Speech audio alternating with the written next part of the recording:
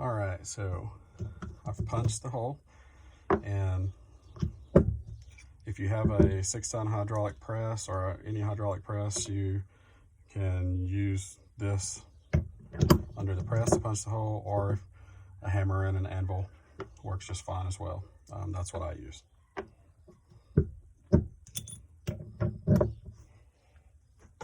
All right, so now I'm gonna deburr the sharp edges.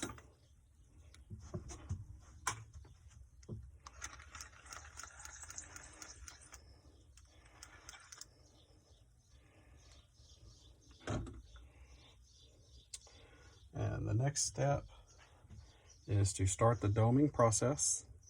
And Harbor Freight doming block, you can get them on eBay or Amazon as well. You want to find the hole, it's the smallest, and whichever side you're wanting on the outside of the coin, you're going to put down. And a 5/8 size steel ball bearing. I've used the Delrin ball bearings as well, but they tend to break. I like the steel much better. Again, you can get those on Amazon or eBay or just about any of the online places to shop. Starts the doming process.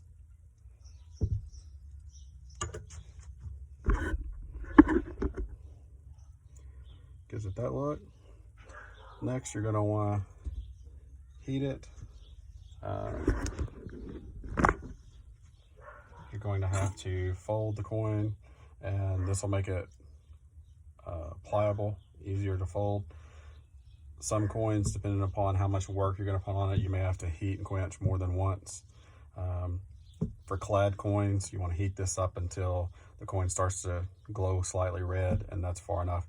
For silver coinage, that's a completely different ballgame. You're going to want to barely heat it up until the coin starts to turn a darker color, and stop there. If you go any further, you run the risk of ruining the coin by making it bubble and whatnot. So maybe I'll make a video of silver coin ring in a later time.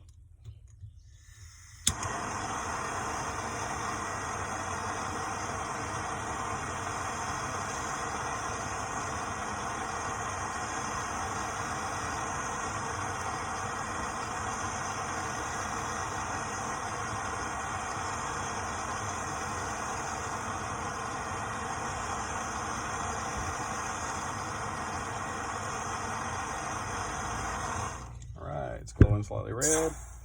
Quench it.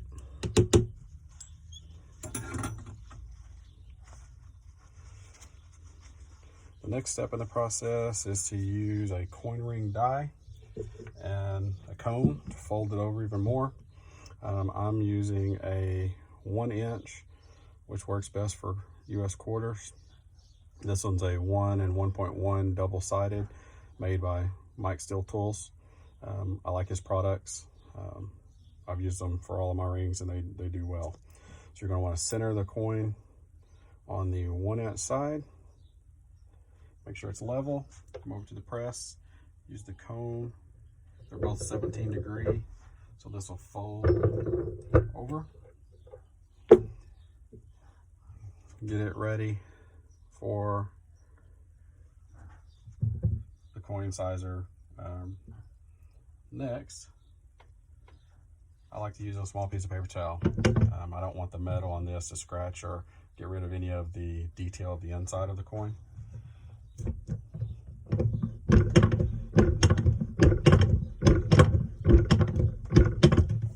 Alright, this customer wants a 5 3/4, so I brought it down to about this, and that is about size 7, so I'm going to have to use the reducer here, size the coin ring down.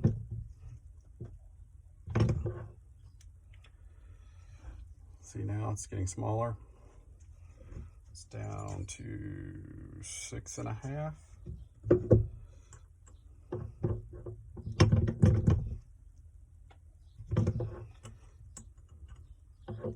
Get to do it both directions as you go along. Keep the coin uniform, coin ring uniform. Up to a 6. So I'm getting close.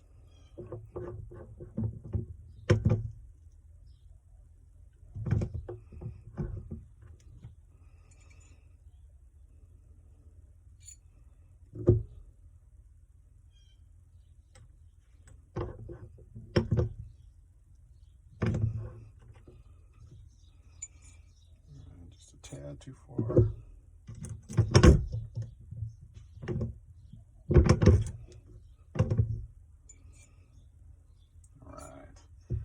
That's real close. It's a little bit undersized, but one trick that I've learned is the edge, the rim of the reeded side has a little bit of a lip to it, and that's also on the inside. And if you're close and a little bit under, you can take the deburring tool and shave off a little bit of that rim. It does two things. It's going to size the ring up slightly, and it's also going to take off that a little bit of a lip there to make the ring fit a little better. And it'll wear on the finger more comfortably.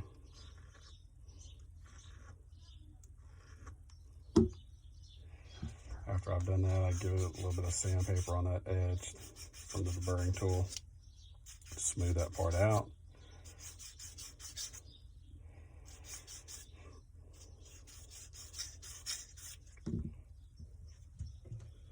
Check the size. And I don't know if you can tell there on the camera. Size 5 3/4. All right. The next step is to try to give this cut edge a nice smooth finish.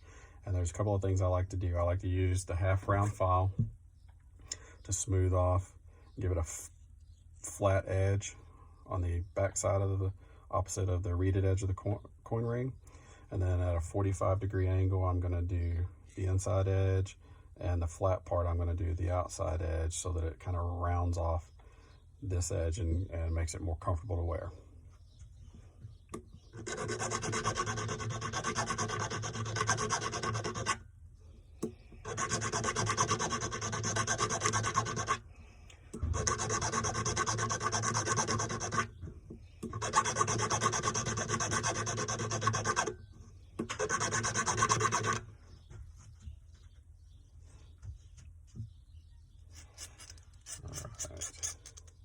Use the rounded part on the inside edge of the 45.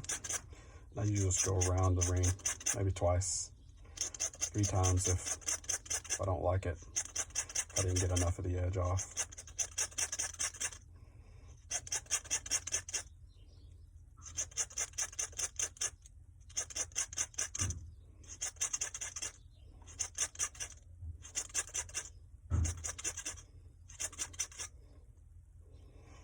Right, that looks pretty good. Now the outer edge, using the flat side of the file.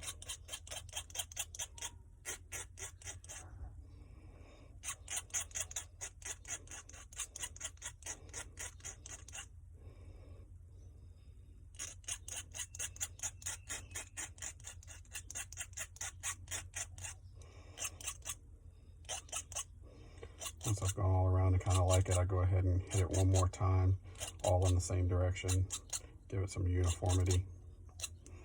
All right, so now you can see that there. Nice flat finish on that edge, rounded on the outer and inner edge of the coin. So now I need to finish that off because it's pretty rough after the files hit it. What I like to do is use some 400 grit sandpaper and lay the coin ring flat on it. Rotating it a few times as I go. I just kind of go around in circles on the sandpaper. And this will give it a nice finish. I use a 400 grit first, and then I'll go to 600 grit. Do the same thing for the inside edge and the outside edge at a 45.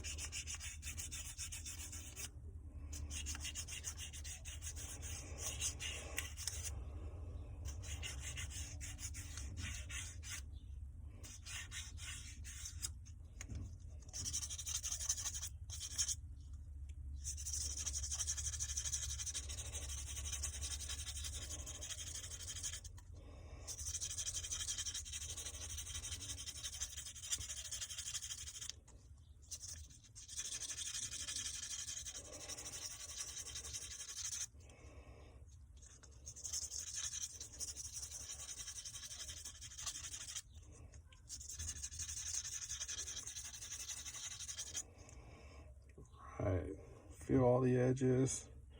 Make sure it's nice and smooth, nothing sharp. We want it to wear comfortably to the customer.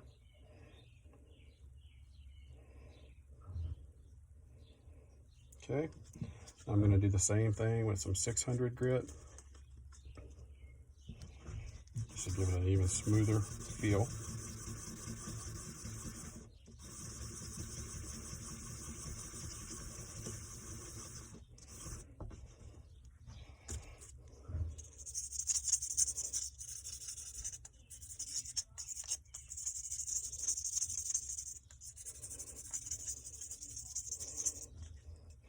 I cut the sandpaper into small squares because I find it's easier for me to work with that way, but you know, use whatever method is easiest for you, works best for you. I just find that this works pretty well for me. Especially working in a small ring, 5 3/4 size, it's just a lot easier to handle it with a small piece. All right. You can see the edge on this or not, but it is nice and smooth, no sharp edges. Looks great. So this customer wants this ring polished. So the first thing I like to do is get all the black off, and I do that as discussed in previous videos, but I use a 512E finishing abrasive buff on my Dremel. Obviously this buff is too large to fit the inside of this small ring. So as I've used the buffs, they tend to get smaller as they break down. So I save the small ones to do the inside of small coin rings.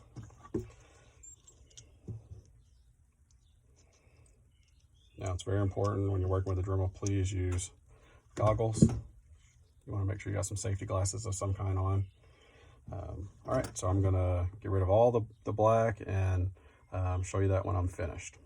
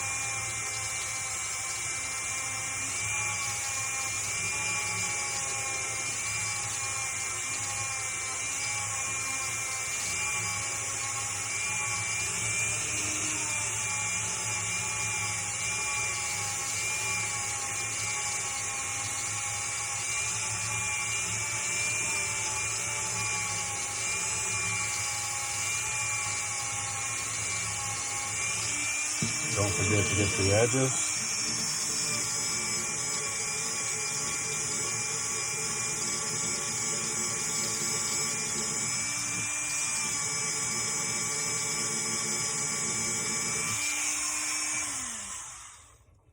All right.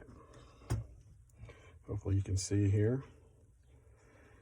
1982, all the detail on the inside and the outside of the coin ring is still there. This buff I found does a great satin finish on a coin ring. So if your customer is looking for a satin finish, this finishing abrasive buff will get that effect. It'll get rid of all the black from the quenching process, inside and out, leave all the detail, and give it a nice satin finish. I've found that's the best way, the cheapest and easiest way to accomplish that. This customer wants a polish finish. So once I've gotten this far, I'll use a wool buffing wheel and some mag and aluminum mother's polish.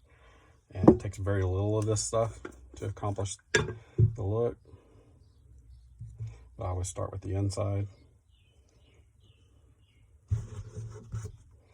All right, I'm going to polish the inside and the outside, and then I'll show you the finished product.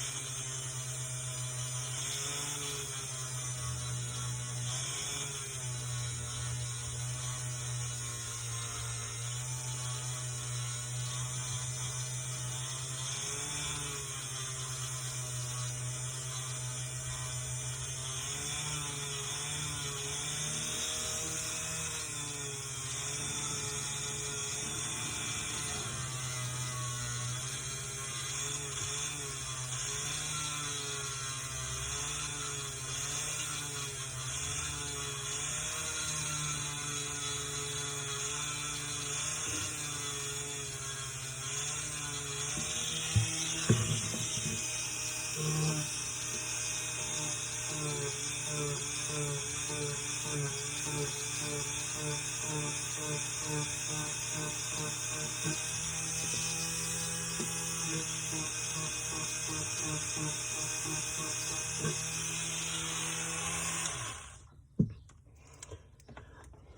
right, another method that I failed to mention earlier to get the black off the ring, once you've gotten it to the size you want and all that, is you can use some triple or quadruple zero steel wool.